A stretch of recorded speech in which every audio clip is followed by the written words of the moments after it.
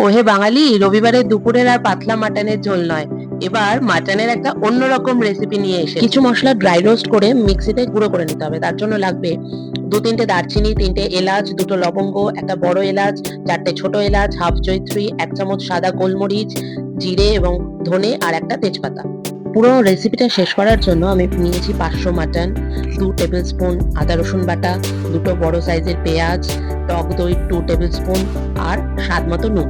মাংস ম্যারিনেশনের সময় বাটা মশলার সাথে ড্রাই রোস্ট মশলাটাও মিক্স করতে হবে, আর ম্যারিনেশনের টাইম দিতে হবে মিনিমাম হাফ অ্যান আওয়ার।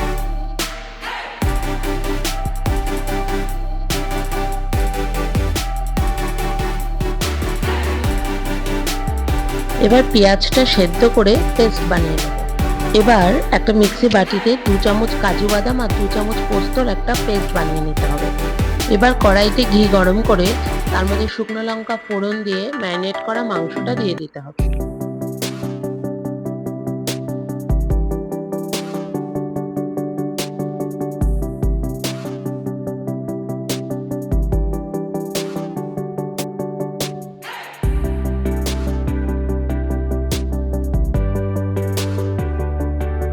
মাংসটা যখন একটু কষে আসবে তখন পেঁয়াজ বাটাটা ওর মধ্যে দিয়ে দেবো।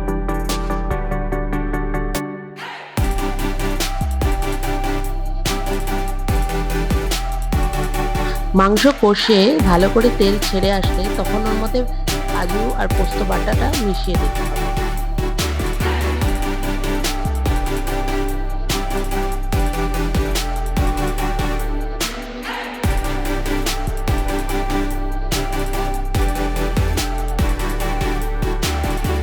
মাংস ভালো করে কষে তেল ছেড়ে নিলে প্রেসার কুকারে দিয়ে একটা সিটি দিয়ে নিতে হবে। অবশ্যই মাংসের কোয়ালিটি বুঝে সিটিটা দিতে হবে। আমার একটা সিটিতেই হয়ে গেছে। মাংসটা আবার কড়াইতে ঢেলে ফুটিয়ে নিতে হবে এবং তার মধ্যে রোস্টেড মাখনা অ্যাড করতে হবে।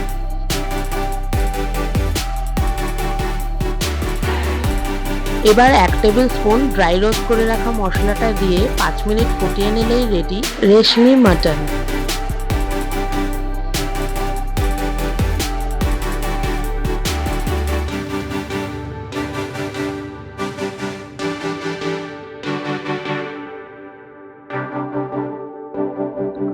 নমস্কার, আমি রাধুনী দেবলীনা, ক্যামেরায় আমি মৌ।